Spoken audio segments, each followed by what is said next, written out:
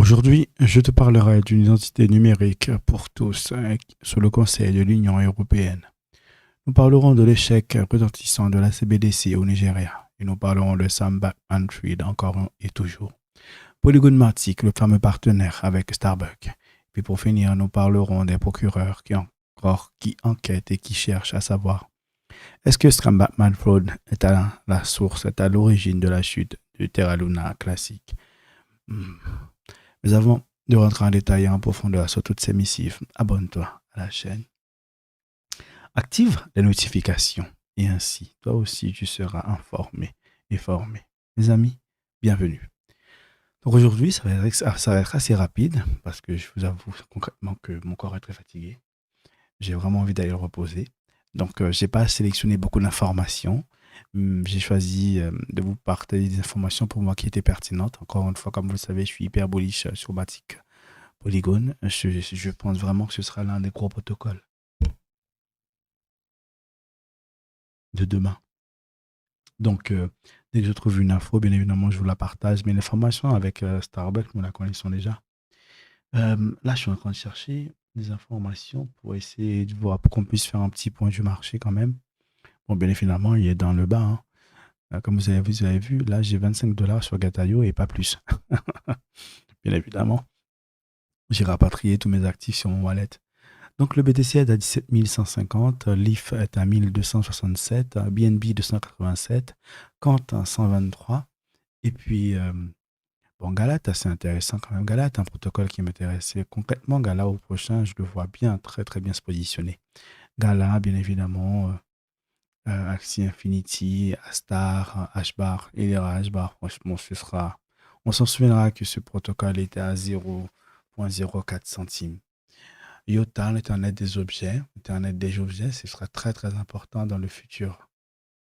Dans le futur, et comme vous savez, je suis bullish sur Ethereum et EGLD.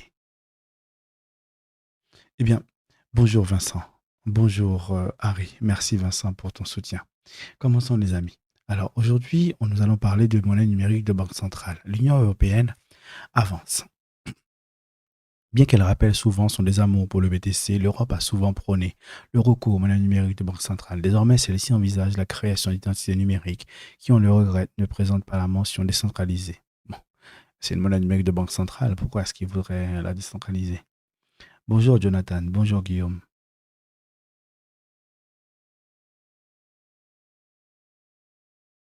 Franchement, Stone, tes objectifs sur Matic, je les vois vraiment tranquillement. Je les vois vraiment tranquillement. Je t'avoue que c'est mon objectif aussi.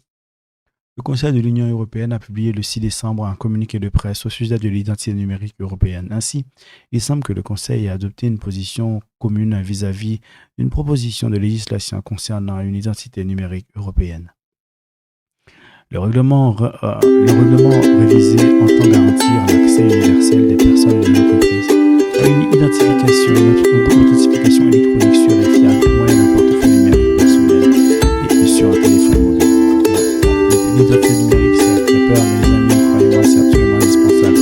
Aujourd'hui, nous utilisons nos corps, nous nous déplaçons dehors, mais je vous promets que peut-être ça prendra 50 ans, peut-être que ça prendra 100 ans, allez, disons 200 ans, mais je pense pas que ça ira beaucoup plus vite. Notre vie sera tellement dématérialisée que même utiliser nos corps physiques pour aller à des endroits, ça nous semblera totalement dénué de sens. Imaginez-vous que vous avez un écran 8K, 10K, 12K, 16K. Vous ne pouvez plus faire la différence entre un jeu vidéo et la réalité. Et puis, concrètement, pourquoi se déplacer pour aller visiter un pays alors que vous pouvez le visiter en restant chez vous? Vous mettez votre casque et puis c'est bon, vous êtes parti, vous faites du tourisme. Voilà. Donc maintenant, je vous laisse extrapoler tout ça, rencontrer les gens, aller travailler, faire des échanges, échanger dans les roses, faire des combats, bref, tout ce qui s'ensuit. Je vous dis concrètement, la dématérialisation, c'est l'avenir. Si on extrapole tout ça, on peut clairement dire qu'à un moment ou un autre, nos corps, ce sera vraiment des sacs à viande et puis on l'utilisera de moins en moins. Sérieusement, ça va flipper, mais c'est l'évolution. Je ne sais pas si c'est bien ou mal, mais je sais que ça arrivera.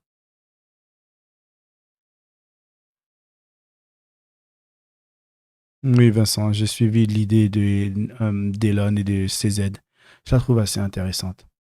D'après le communiqué, la proposition encourage les États membres à émettre un portefeuille numérique développé selon les normes techniques communes. Ce portefeuille numérique, aussi référé par le terme wallet, permettra de stocker l'identité numérique d'un citoyen. Ainsi, via ce projet, le Conseil souhaite fournir aux citoyens et résidents un moyen d'identité numérique européen harmonisé basé sur le concept de portefeuille d'identité numérique européen. Le projet sera mis en œuvre sur une période de 24 mois à compter de l'adoption du projet. Projet commun avec les monnaies numériques de Banque centrale pour l'Union européenne. On le sait, l'Europe ne porte pas spécialement le BTC aux crypto-monnaies de son cœur. Récemment, la Banque centrale européenne a une nouvelle fois exprimé son désamour pour la première crypto-monnaie dans un article de bloc acerbe. Néanmoins, celle-ci n'est pas pour autant contre l'idée d'une monnaie numérique de banque centrale. Mes amis, personne ne sera contre les monnaies numériques de banque centrale. Même si les gens vous disent qu'ils sont pour, même si ça échoue, ils le relanceront parce que c'est indispensable. Il faut vraiment essayer de voir plus loin. Ce sont des prémices dans ce qui se passe aujourd'hui. Ce sont des petites choses, mais croyez bien, comprenez bien que la digitalisation de l'existence est vraiment. Bien évidemment, il y aura des tribus, il y aura des épiphénomènes, il y aura des groupes d'individus qui le refuseront, mais je veux dire par là, c'est inévitable pour évoluer. C'est inévitable pour évoluer. Comment est-ce qu'on veut faire pour aller visiter des galaxies plus éloignées quand on est limité par la vitesse physique, la vitesse de la lumière? Bon, après, bien évidemment, si on peut plier le tissu de l'espace et le temps sur lui-même, bon, ça fait gagner du temps. Mais je veux dire par là, l'évolution technologique, c'est là où ça nous amène, bien évidemment. Encore une fois, on peut le refuser, mais on va y aller. On va y aller. Hmm.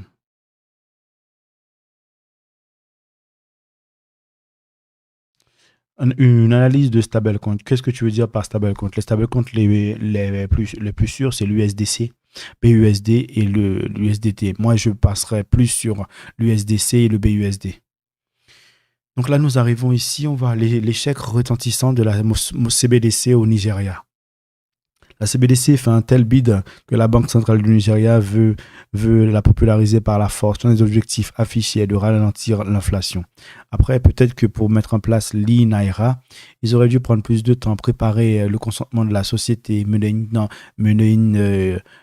campagne de propagande, s'assurer que les gens pensent que c'est leur choix et ensuite la lancer. Mais comme ça, c'est sûr.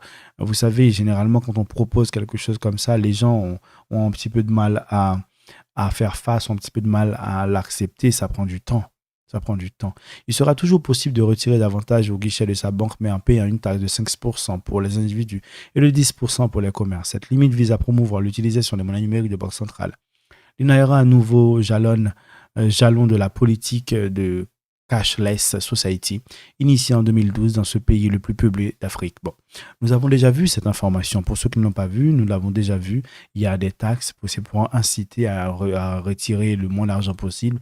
Bon, ça va faciliter l'adoption de monnaie numérique de banque centrale, mais aussi c'est pour essayer de faire en sorte que tout le monde ne retire pas son argent et que les banques flanchent et que les banques claquent. D'accord? C'est aussi ça, c'est l'un des un, un abonné avait complété avec cette information. D'ailleurs, je le remercie.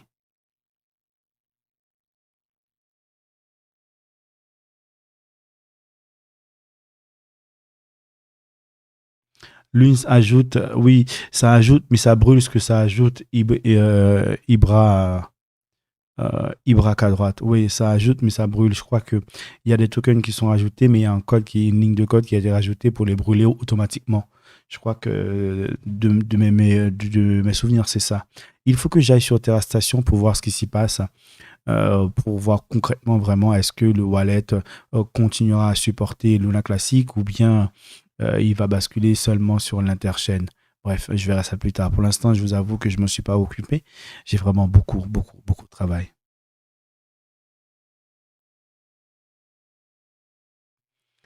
Donc voilà, pour l'instant, ils sont en train d'essayer de faire en sorte que ça fonctionne en forçant un peu leur population, mais le forçage, il aurait dû passer par le conditionnement. C'est, c'est assez intéressant, hein. Il y a un type qui s'est, je crois que j'ai oublié son nom, c'était le neveu de Freud. C'est lui qui, il est mort vers l'âge de 100 ans. Le gars, il a vraiment bien vécu. C'est lui qui a fait en sorte que les femmes puissent fumer développer l'utilisation de la cigarette. Je me souviens plus de son nom. Mermoz. Je me souviens plus de son nom, mais en tout cas, il a une philosophie qui est assez intéressante. Il dit que dans une dictature, on contraint l'opinion des gens et à un moment ou à un autre, les gens, quand ils sont contraints, un jour ou l'autre, ils finissent par se rebeller. Or que dans une république, tout ce qu'il faut faire, c'est, c'est créer le consentement des gens, qu'ils pensent que c'est leur choix, qu'ils pensent qu'ils ont choisi ça. Ok, donc, l'art dans la République, c'est la manière de mettre en place un cadre pour orienter, pour gouverner et créer le consentement de la population. C'est assez intéressant, hein. C'est assez intéressant. Ça, certes, ça a l'air d'être un peu diabolique, un peu à la Machiavel de nos jours, mais c'est une pensée assez intéressante. Réfléchissez-y, vous verrez que dans nos soi-disant républiques, eh bien, c'est le consentement qui est créé. Et oui, c'est assez intéressant. Oui, ce type-là, il peut avoir le titre de Machiavel contemporain. Bon, il est déjà mort, hein, mais voilà.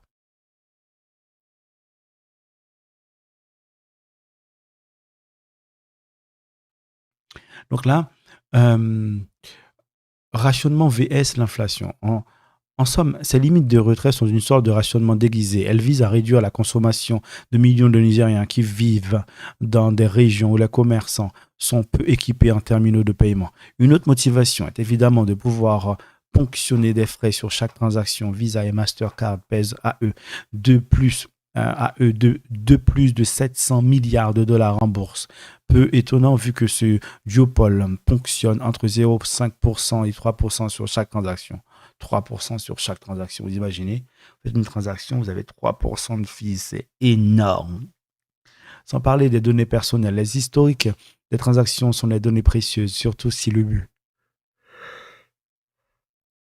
excusez-moi, in fine, est de profiter et de profiler la population pour instaurer un crédit social à la chinoise. Le Nigérien dispose déjà d'un système d'identité numérique, le National Identity Number. Ce système permet de mettre un nom sur chaque transaction qui a été financée par la Banque mondiale, l'Union européenne et l'Agence française du développement. Et heureusement, la population boude l'INAIRA. Bloomberg rapporte qu'à peine 0,5% de la population l'utiliserait. Un total de 8 milliards de INAIRA, 700 000 transactions ont été échangées depuis son lancement en octobre 2021, soit environ 18,2 millions de dollars pour un pays de 211 millions d'habitants. C'est ridicule, surtout quand on compare à l'INAIRA au BTC. One Telegraph révélait en avril que plus de 17 millions de Nigériens y avaient alloué plus de la moitié de leur épargne. Le volume de transactions à BTC a atteint plus de 30 millions de dollars par mois, notamment grâce au site P2P et Pexful de Local BTC. Souviens-toi du fiasco indien. La Chine est le premier pays à tester les CBDC. La phase de test implique 6 des plus grandes banques du pays. Ces dernières font la promotion de la CBDC comme alternative aux applications de paiement privées populaires telles que WeChat Pay et Alipay. Les banquiers centraux, plus de 100 pays, espèrent bien marcher dans le pas de la Chine communiste et suivent donc de près le sort de l'INAIRA et du yuan. La plus grande économie d'Afrique est utilisée comme cobaye et le fait que les choses se passent comme prévu. Le Nigérien affiche en effet le 11e taux de pénétration du BTC le plus élevé au monde. De toute façon, vous le savez très bien que ce n'est pas nouveau que l'Afrique soit, soit un lieu pour tester des choses. Et souvenez-vous du Covid. Nous allons envoyer des vaccins aux Africains afin qu'ils soient sauvés en premier. Nous allons tester. Ouais, c'est fou. De toute façon, ils le testent on teste sur même note. Ils le testent sur leur propre population. Donc, ce n'est pas les populations extérieures qui sera un problème. Oui, Vincent, manipuler les gens. Tu sais, Vincent, on peut dire que la séduction, c'est une sorte de manipulation. La séduction, c'est amener quelqu'un à se rendre compte que sa vie serait plus brillante qu'avec vous. Donc, quelque part, ouais, c'est fin, hein, manipulation. Mais je t'en prie, Alibaba, c'est un grand plaisir. Ethereum, la CBDC du futur. L'échec de la CBDC au Nigeria devrait jeter des sérieux doutes sur la possibilité de la mettre en œuvre dans le monde entier. Au contraire, l'Inde est de retour avec la charge, est de retour à la charge, avec le lancement d'une phase test de l'e-rupee. Ce sera bientôt le cas au Japon et gageons que Christine Lagarde trépigne d'impatience. Des projets de CBDC sont en cours à peu près partout sous l'égide de la Banque des règlements internationaux. La banque bâloise a bien l'intention de, no- de, noyau- de noyauter toutes les transactions internationales et devenir le SWIFT de la CBDC, Central Bank Digital Currency, CBDC.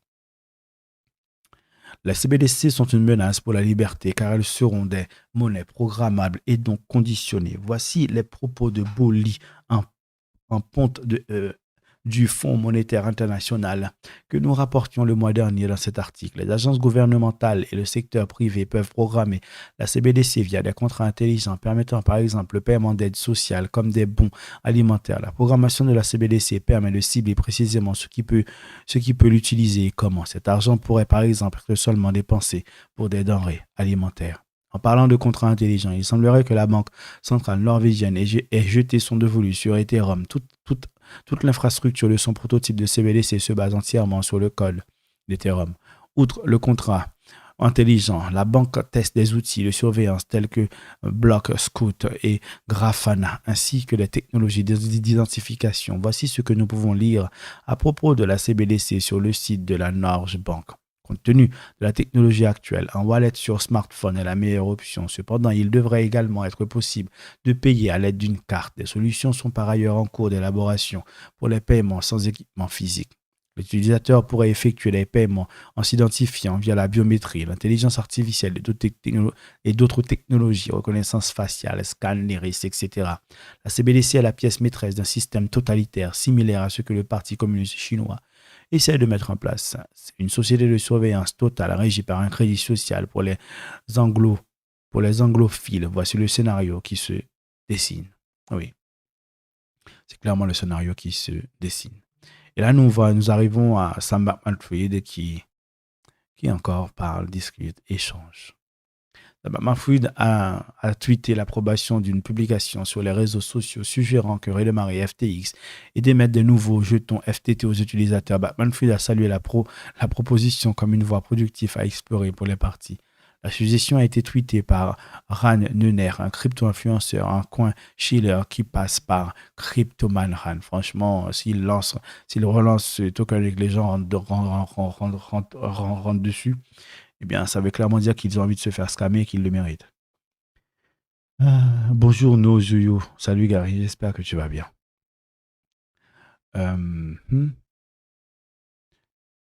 En effet, Sam Bankman-Fried était d'accord avec un post de Nan Runner qui a tweeté une proposition de reprise de FTX.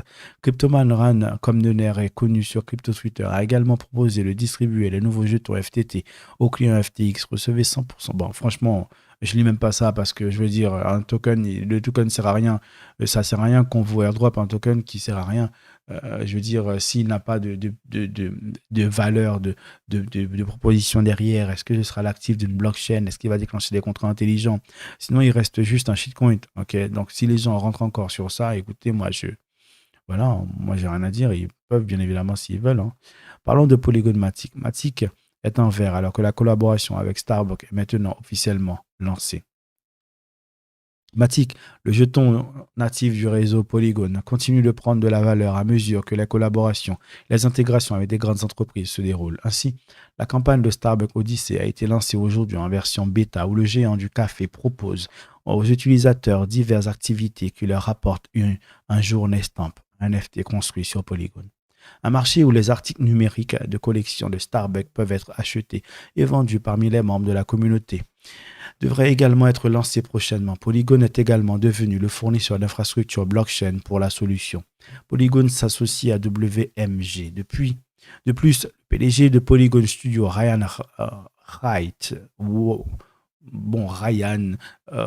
Wyatt, a annoncé aujourd'hui le lancement d'un partenariat avec Warner Music Group. Le partenariat verra la création d'une plateforme commune de streaming et l'objet de collection. Le projet s'appellera LGND Music. Et les artistes du label de renommée mondiale y publieront leurs propres éléments numériques. Matic continue de se négocier près de l'extrémité supérieure du corridor de prix qui a été défini en juillet dernier. En général, le jeton Polygon est en accumulation depuis cette période, dont il a prévu de sortir en novembre, mais a été empêché par le crash. Franchement, s'il n'y avait pas le crash, là, Matic, ça se trouve, il serait déjà à 2,50 $. Franchement, c'est juste incroyable. Et puis là, nous arrivons encore à cette information que nous avons vue sous plusieurs formes. On nous dit que les procureurs américains cherchent à savoir si l'ancien PDG FTX, Sam Bankman-Fried, a influencé l'implosion de Terra Luna classique. Bon, aujourd'hui, on sait que c'est vrai. Hein. De toute façon, on sait que ouais, c'est lui. C'est lui. Les procureurs fédéraux américains examineraient le lien potentiel entre l'empire cryptographique de l'ancien PDG de FTX, Sam Bankman-Fried, et la chute de l'émetteur de stablecoin Terra Luna. Selon un nouveau rapport du New York Times, une grande partie des ordres de vente du stablecoin Terra UST au moment de son effondrement semble provenir de la société de négociation de Bankman-Fried, Alameda Research, qui avait également placé un pari contre Luna. Voilà. Donc ils ont vendu et puis ils ont shorté. Le rapport indique que les procureurs recherchent des preuves potentielles de manipulation du marché. Bankman-Fried ayant pu influencer illicitement les prix de UST et de Luna. En mai, UST, qui était connu pour maintenir son ancrage au dollar américain grâce à un mécanisme qui faisait augmenter l'offre de Luna chaque fois que son prix baissait, s'est effondré et a fait chuter le prix du stablecoin algorithmique bien en dessous d'$1, entraînant Terra et Luna dans sa chute. Bon, nous savons tout ça. Hein. Nous savons tout ça. Le rapport indique que l'enquête sur Bankman-Fried n'en est qu'à ses débuts. Les enquêteurs prévoyant de plonger plus profondément pour découvrir ce qui est exactement arrivé à la plateforme d'échange de crypto en difficulté et comment cela est lié à la chute de Terra. Eh bien, écoutez, on va suivre ça pour l'instant. Toutes les missives qu'on a vues nous disaient que les enquêtes étaient en cours. Pour l'instant, nous n'avons pas d'informations. Donc, Matic continue son développement. Franchement, Matic, je le vois vraiment lourd. Je le vois vraiment lourd. Imaginez-vous qu'aujourd'hui, vous avez investi 1000 balles dans Matic. Vous avez 1000, allez, à peu près, vous avez 1100 Matic. Et on arrive, Matic est à 300 balles. Ouais, ça peut être assez intéressant. Parce que franchement, je pense que 300 balles, avec un petit peu de patience, Matic peut les faire tranquillement. Peut les faire tranquillement. Le GLD, sans aucun projet, était à 500. Alors franchement, Matic, voilà. Je crois vraiment que ce sera l'un des protocoles importants. Matic, Axie Infinity, non, Matic, Immutable X, Illuvium, Gala, franchement, on a vraiment beaucoup de chance. Bonjour Picsou, j'espère que tu vas bien. Eh bien voilà les amis, nous arrivons à la fin de la missive d'aujourd'hui, la deuxième. C'était assez court. J'ai pas choisi beaucoup d'informations, comme je le disais. J'ai vraiment envie d'aller me reposer. Donc je vous ai négligé pour pouvoir profiter de mon repos. J'ai vraiment hâte de voir ce que va nous faire XRP. Les amis, bon, ok. Matic à 100 dans 10 ans. Mais non, Vincent, dans 10 ans, arrête. Le prochain bull run. J'aimerais. Vincent, est-ce que tu peux faire une capture d'écran de ce que tu viens de dire, Matic à 100 $ dans 10 ans? Déjà, au prochain bull run, moi, je pense que Matic va atteindre ses 100 balles. Mais au calme, tu vois. Donc, fais une capture d'écran et on en parlera, ok? Les amis, je vous remercie pour le temps passé. Je vous remercie pour le soutien. Je ne sais pas si vous avez vu, j'ai publié qu'on avait enfin atteint les 1 million de vues. Mon Dieu, c'était vraiment beaucoup de boulot. Hein. On a atteint les 1 million de vues. Maintenant, il faut qu'on atteigne les 20 000 abonnés pour qu'on puisse lancer notre collection de NFT. Ouais, qu'on puisse lancer nos collections de NFT. Ouais. Oui, Gary, bah moi je le pense, hein, mais après, ce sont mes estimations à moi. Hein, c'est mon objectif. C'est mon objectif pour Matic. Hein. Pour Matic, c'est mon objectif. Il y a des protocoles qui ont bien moins de développement, qui ont bien moins d'utilité, qui sont bien moins utilitaires. Regarde comment ça se passe. Donc, moi, tranquille. Hein. Tranquille. Ok. D'accord, Vincent, on est parti. Les amis, je vous laisse partir et je vous retrouve demain à 7h. À très bientôt.